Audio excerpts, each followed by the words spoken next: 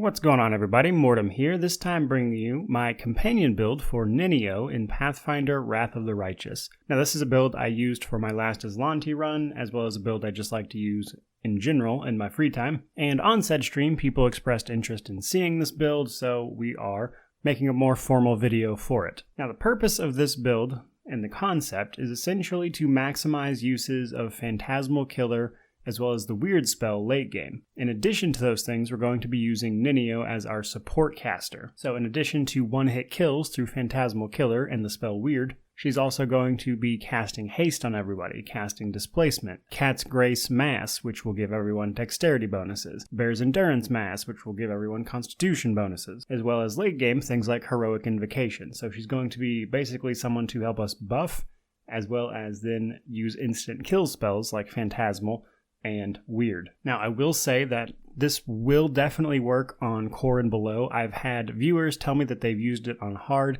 I have personally not tested it on unfair at all, where they will have higher saves that will make it much more difficult to use this effectively. However, I can say from my personal experience, core and below is very doable, and it works quite well. Now, because we're using Nenio, we don't really need to go through character creation or anything, but as she levels up, we're going to put all of her levels into her Scroll Savant Wizard archetype. Scroll Savant allows her to use scrolls, basically, to cast all of the spells with them, sometimes at a higher caster level than normal. So in addition to everything else, she will be able to very effectively use any scroll that you've got, really. Now, real quick, we're going to go over the feat selection as we level up. So she's going to start out with Spell Focus Illusion, which adds +1 to the DC to her saving throws against spells of the Illusion School, which is incredibly important because raising our spell DC is crucial to this build. So she starts out with Spell Focus. At level 3, we're going to pick up Spell Penetration. This just helps us overcome spell resistance. At level 5, we're going to pick up Greater Spell Focus. This will add another +1 to our DC of the Illusion School, which is primarily the spells we are using. At level 7, we're going to pick up Greater Spell Penetration. Again, just makes it easier to hit targets. At level 9, I like to pick up the Heightened Meta Magic, because this is also a very important feat, because we are going to be utilizing a lot of meta magic. If you're not familiar with meta magic, I actually have an entire guide specifically on that subject on the channel, but to put it very briefly, meta magic allows you to use certain feats to modify the way a spell works, and Heighten allows you to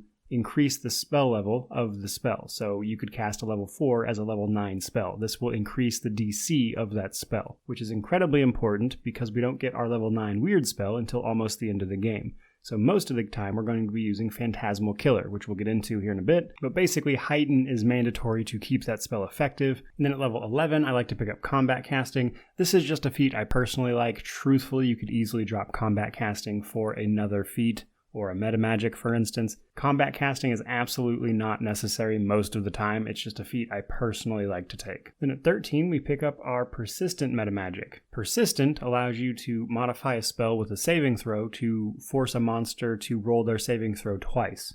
If they succeed the first roll, they have to then roll again to see if they actually failed. And because we are using spells that require 2 separate saving throws, this is incredibly effective to try to make sure that that monster fails as often as possible. At 15, I just picked up Dodge. 17, we had a bit of a bug here, and it doesn't show what feat I actually picked. And then at 19, we pick up the Quicken meta magic. Now, we also get 2 wizard bonus feats at 15 and 19, which we use to pick up more meta magic because we don't really need anything else as a caster. Or at least this specific type of caster, I should say. Now, next up, let's talk mythic feats and abilities, because this is also very important. For our abilities, the first several, I like to pick up Abundant Casting, Improved Abundant Casting, and Greater Abundant Casting. This is just going to give us tons of spell slots, and because we're using spells that actually have the chance to fail pretty often through their saving throws, honestly, Abundant Casting just saves me a lot of headache, and I personally enjoy them. Afterwards, I like to pick up Archmage Armor and Enduring Spells, which are just convenience options. And then for our mythic feats, we're going to pick up Spell Penetration, Spell Focus, and School Mastery. All of these are going to basically just make us more effective at casting illusion spells. Spell Penetration, again, just makes it easier to hit. Spell Focus Illusion adds to our DC. And then School Mastery Illusion increases our caster level when we cast spells of the Illusion School, which will also increase your DC. And then Sorceress Reflex is also a great feat to take. This will let you cast the first spell after your initiative roll as a swift action, if that spell is either a first level spell or is 2 levels lower than the maximum level of spells you can cast, because what we're going to do with Nenio at the start of combat is actually cast buffs. Sorceress Reflex can help us do that quickly and is also a great option. Now, next up, let's talk a little bit about spells. Now, truthfully, in Act 1, Nenio isn't going to be that super useful for us. She will get a little more useful once she can cast Haste, but early game, feel free to swap out the spells any which way you like. Personally, I usually give her Mage Armor as well as Magic Missile because Magic Missile is just useful in general early game. I also like to use the Pit spell for crowd control in Act 1.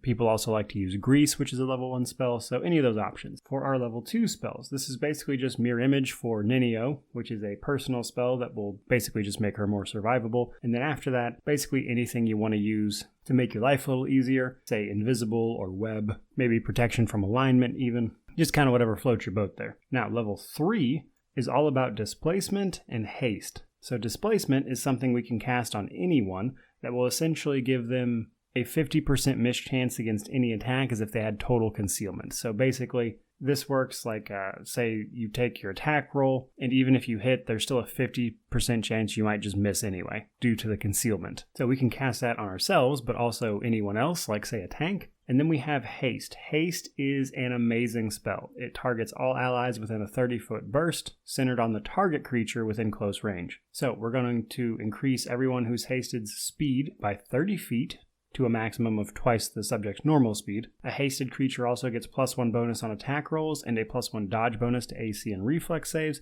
and when they are making a full attack, they can make 1 extra attack with their main weapon. It's important to note that you get that bonus on a full attack and not just a regular attack after you've moved. A full attack meaning that you spend your entire round attacking instead of moving and then attacking. And then at level 4, which should come around Act 2, our level 4 spells, basically all Phantasmal Killer. So if you're unaware of what Phantasmal Killer actually does, this is where we're going to explain that. Phantasmal Killer creates a phantasmal image of the most fearsome creature imaginable to the target, basically just manifesting their fears. They have to perform a will save to see whether or not they determine that image as being real or not. If they fail their will save, they think it is real. At that point, they have to make a fortitude save because the thing they see touches them. If they fail their fortitude save, they die from fear. Even if they successfully make their fortitude save, they will still take a little bit of damage. Now, the important thing here to note actually is, for starters, 2 saves, a will save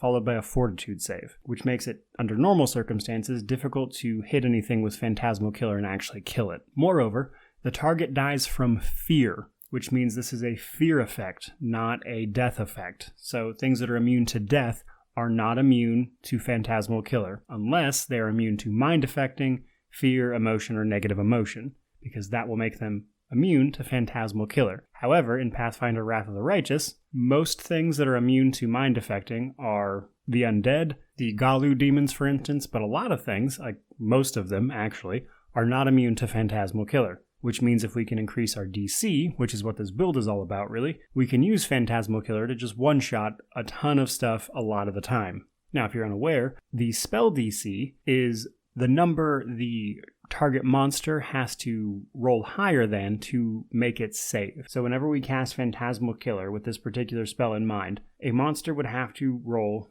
36 or more to make it save, which is a lot. Put that in perspective, even on core difficulties, something with +20 saves, unless it's a boss, is uncommon. Meaning, once we get our DCs up to like 35-40, we can very easily and consistently kill a lot of stuff with Phantasmal Killer. Now, for level 5, we like to pick up Phantasmal Web.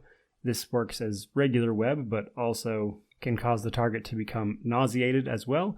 This is mind affecting and requires a fortitude save for the nausea and a will save to actually hit them. We also like to pick up Constricting Coils here, which works very similarly to Hold Monster, but also does some damage. Again, a will save will actually make this hit. And then for level 6, we can pick up Phantasmal Putrefaction, as well as Cat's Grace Mass and Bear's Endurance Mass. These are great buff spells that will give our entire party bonuses to their dexterity and constitution, which are very important ability scores for just about everybody. And then at this point, you really want to be using your heightened metamagic to increase the spell level of your Phantasmal Killers. because this will increase the DC for them, making them harder to avoid. Then at level 7, you can pick up a Hold Person Mass, which is pretty great, but at this point, mostly just using Phantasmal Killer. At level 8 is when I like to start using other meta magics besides Heightened, like Persistent, which will make them roll both of those saves twice if they succeed on them. So a Persistent Phantasmal Killer, say the target makes its initial will save and thus wouldn't be affected. Persistent will force them to roll again if they succeed, giving them another chance of failure, thus making Phantasmal Killer more effective. And then last but not least, level 9. So level 9, we're going to pick up Heroic Invocation. This is a fantastic buff spell. And then the other big spell we get at this level is Weird. Weird is Phantasmal Killer, except in AoE. So where Phantasmal Killer is single target, Weird will affect every enemy within a 30-foot burst. And once we get our DCs into the 40+, that basically means that a lot of generic enemies, outside of boss enemies for the most part, are either going to have to roll a nat 20 or die, because saving throws, if you roll a nat 20, you will automatically succeed even if you didn't actually make the save. So by this point in the game, anything that isn't an incredibly strong like boss monster or just a above average demon will very likely die to Weird unless they roll a nat 20. With our spells out of the way, and hopefully an idea of how this build is going to work for you, let's talk about some equipment. Now, this is a build that starts being more effective towards the end of Act 2, like the last half of Act 2, and really comes into its own towards the start of Act 3 and the middle of it. This is because we are going to pick up a bunch of items that are going to increase our spell DC and start making Phantasmal Killer very hard to avoid. Now, we're still going to be using Nenio to buff up before combat as well as right at the start of it, but then after that, she's just going to be spamming Phantasmal Killer at things. So the items that are going to help us with that, for starters, the Glass Amulet of Clarity. This will add a +2 DC to all saving throws against mind-affecting abilities, which is most of the spells we're going to be using for Nenio. We can buy this amulet from the jewelry vendor in Dresden at the start of Act 3. We can also pick up the Robe of Inevitability in Act 2 from Woljif. This actually grants us a +2 bonus to spell penetration, which just makes it more likely for us to hit the target, as Phantasmal Killer is subject to spell resistance. And then we get the Magician's Ring. This will give us another +2 to our DC against spells of the Illusion School from the wearer. There are actually 2 Magician Rings in the game. The easiest one to get drops from a demon army just to the right of Dresden, meaning you can get it at the end of Act 2 or the start of Act 3 roughly. Again, there's actually 2 of these. Both of them drop from demon armies. One of the demon armies that will be like just to the right of Dresden when you take it is the easiest one to get it from, and you can get it like right at the beginning of Act 3. And then our last big piece of equipment is the Quarterstaff of the War Mage. This will add +2 to the DC for all saving throws against spells that we cast, period. Not just illusion or mind affecting, just period. It also grants you a +4 bonus to caster level checks for spell resistance. You will see that some of this stuff supposedly won't stack. That is its bonus to the Use Magic Device skill. So that part of all this equipment won't stack, but the rest of it, the DC stuff, will. Now, those are the big, like, critical pieces of equipment.